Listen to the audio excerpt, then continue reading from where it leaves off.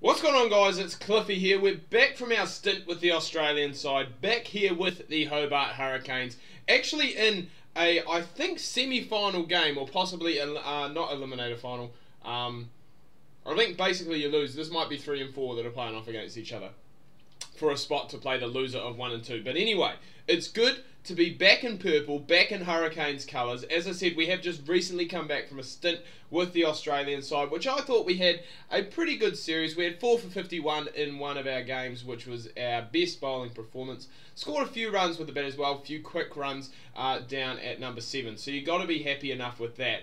And what will make me even happier here today is a win for the boys in purple, for the Hobart Hurricanes, which would hopefully see us through to the final of the Big Bash League. I'm not too sure how the playoffs actually work in this game. I'm pretty sure in the actual BBL, 1 plays 2, winner of that straight through to the final, and then the loser of that plays a winner of 3v4 in the prelim final. So I'm not sure if that is how it works in this game or not. But we will wait and see, I guess, after this game. And Faulkner has just gone and picked that one up and smashed it over the top for 6 runs. That is much needed for the Stars. They are really...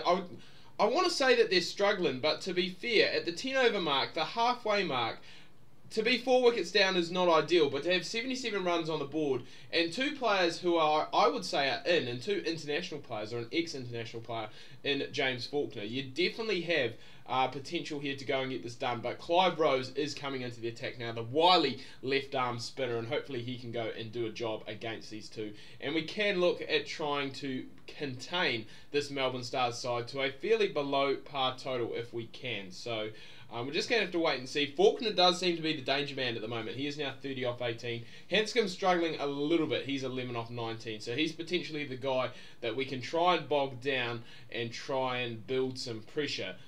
Make him play, I guess, that false stroke, and we can go and get a catch from one of those fielders, either inside the 30-yard circle or out on the boundary. But we will just have to wait and see. The best feeling for me, or the best, I guess, outcome in this situation is for one to just go through bat and pad and hit that off stump, middle stump, leg stump, either one of them. Just shatter the stumps, absolutely castle them, and it will be see you later, either Faulkner or Hanscom, back into the hut for you boys. And there is one of those shots that I am talking about. That hasn't fallen too far away to that man, I guess at deep cover.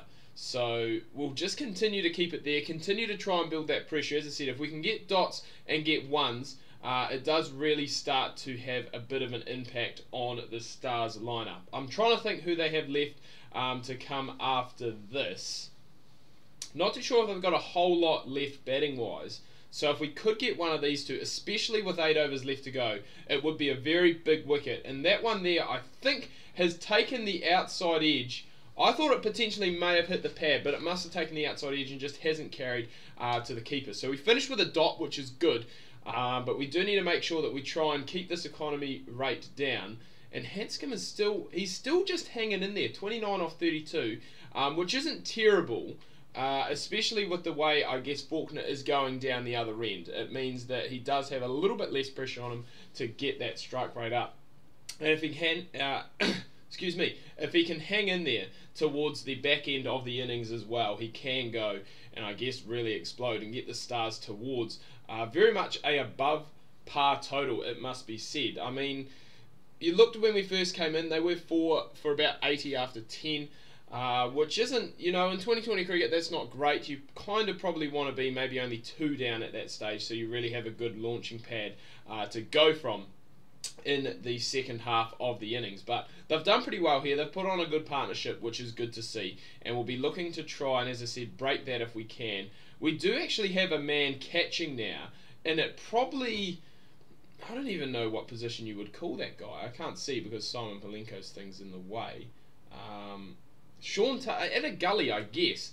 Sean Tate, the wild thing, is there. So he is there, I guess, as a catching man for something that does come off at the outside edge that will go and carry to there. But that was good pressure there. 3rd ball and indoor, and the score did have to change, and Hanscom has gone and obliged there with a shot down the ground for 1. But now coming up to the end of our 3rd over, and to be fair, I'm pretty happy. We did only get hit for that 1-6. You take that out of the equation, and this has been a very economical spell from us so far. But Even with that in there, it's still pretty good. I think we're 3 overs, none for 17. So we're definitely getting the job done, it must be said. Yeah, none for 17. Hanscom has finally lifted that strike rate above 100. Stars at the moment are looking as though they are going to get towards 160, which, given the position they were in, as I said, at that 10 over mark, they would be pretty happy with. They haven't lost a wicket in 7 overs, so this has been a good partnership by these two. As I said, Hanscom 40 off 40. You know, if you're a Stars fan or in the Stars dressing room, you'd really like him to probably try and up that strike rate if he could. But he is hanging around. You've got 4 overs left to go here, and when you've faced, when you face 41 balls in a 2020 game, in any game when you face 41 balls, you're definitely in and you've got your eye in and you're ready to go. So these last 3.5 overs now for Hanscom could be very good, and I think we've done a fairly good job actually of keeping Faulkner off strike as well, because he is a danger man, and he was the guy when we first came in that we were just trying to keep off strike and try and dot up and build that pressure on Hanscom, which we did do. He has gone and taken it out on some of the other bowlers, though, it must be said, but still, I'm very happy with our day's work. I'm very happy with how the Hurricanes are going here as well. As I said, 160. This does look to be a pretty good batting track. I think we are playing, I want to say the MCG, but this does not look... I want to say that this is the MCG, but I'm just not 100% sure what that stand over there is, just to the right of Simon Malenko.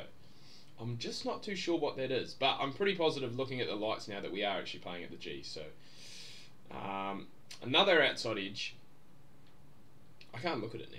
It is really intriguing me where we are actually playing. But another outside edge. That does finish our spell. 5, I believe, coming off the last over. So that'll be none for 22 off of our allotted overs. I think we've possibly, unless we've won this game, have... Oh, we've got 2 balls left to go. Please don't tell me we need like 8 runs or something. What do we need? What do we need? And where are we going? Extra cover, I think. Oh, I was going to say, I want to go over extra cover. Deep mid wicket. I don't even know how many we need. I do not even know how many we need. And we've smoked it straight down the... Oh, he's... That's 6! I've never seen that happen. He's parried it. Oh, he's parried it over the rope. I've never seen that happen. It has been dropped. And I'm not even too sure what... Oh, we need... No! We need 11 off 0.